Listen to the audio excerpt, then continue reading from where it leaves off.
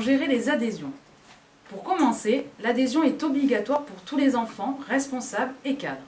Elle offre notamment à chaque adhérent une assurance pour toutes les activités de scoutisme. C'est un financement essentiel pour les EEUDF puisque les adhésions contribuent au financement des projets du mouvement.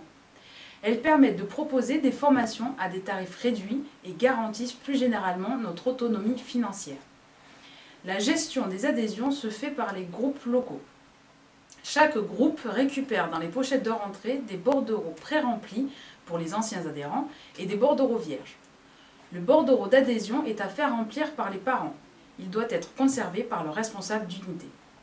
Les informations sont saisies dans le système d'information et les chèques encaissés sur le compte du groupe local. L'échelon national prélève le montant de ces chèques tous les 2 mois. On parle d'adhésion mais également d'inscription.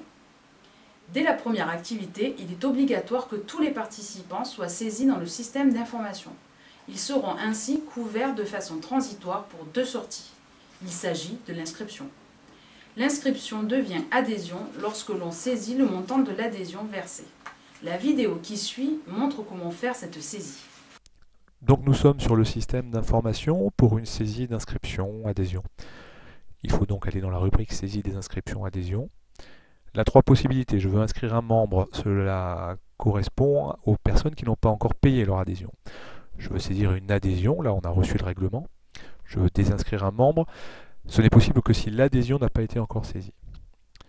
Alors je veux saisir une adhésion, là aussi 4 possibilités, soit c'est un membre de mon unité de l'année précédente, soit un membre de mon groupe local de l'année précédente ou de l'année en cours. Ça permet d'avoir tout de suite des listes et de gagner un peu de temps. Mais on peut aussi passer par ancien adhérent, puisque ça correspond à toutes les personnes qui sont inscrites dans le système d'information, ou à un nouveau membre. Nouveau membre, donc là vous retrouvez toutes les informations qu'il y a sur le bordereau d'adhésion, rempli par les parents ou par un responsable. Je ne vais pas tout remplir, juste porter à votre attention certains points importants. Le statut, évidemment, bien remplir, enfant ou responsable. Prénom, nom, la date de naissance nécessaire, le lieu de naissance, ainsi que le département. Vous avez ici la partie unité qui sera pour la plupart du temps déjà remplie selon votre propre groupe local.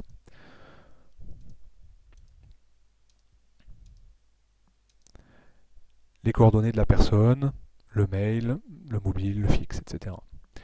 La deuxième partie, pour les enfants en tout cas, les parents.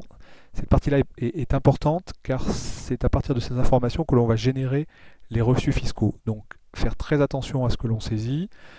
Il est possible d'aller chercher des gens, chercher un parent déjà existant, en tapant ici son nom, son prénom. S'il a déjà des enfants dans le mouvement, il pourra être trouvé et sélectionné.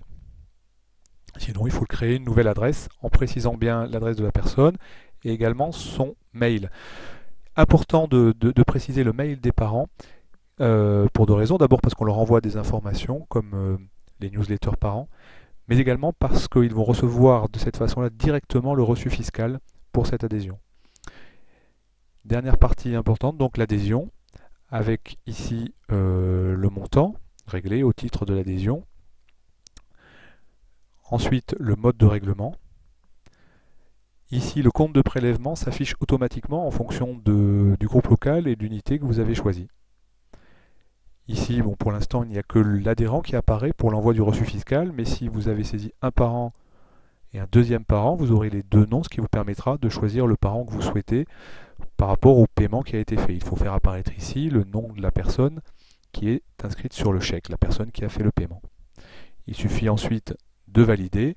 Automatiquement, un reçu fiscal par mail est envoyé aux parents. Si vous ne connaissez pas l'email du parent, ce n'est pas grave, dans ce cas-là, le reçu fiscal lui sera envoyé par courrier. Donc c'est pour ça qu'il faut également bien faire attention à l'adresse de chaque parent. Pour compléter cette vidéo, il faut savoir que tous les responsables peuvent saisir une inscription. Par contre, seuls les trésoriers et responsables d'unité et les trésoriers et conseillers de groupes locaux peuvent saisir une adhésion. Terminons avec un petit conseil comptable. N'hésitez pas à saisir tout ce qui concerne les adhésions dans la comptabilité de l'équipe locale, dépôts en banque et prélèvements nationaux.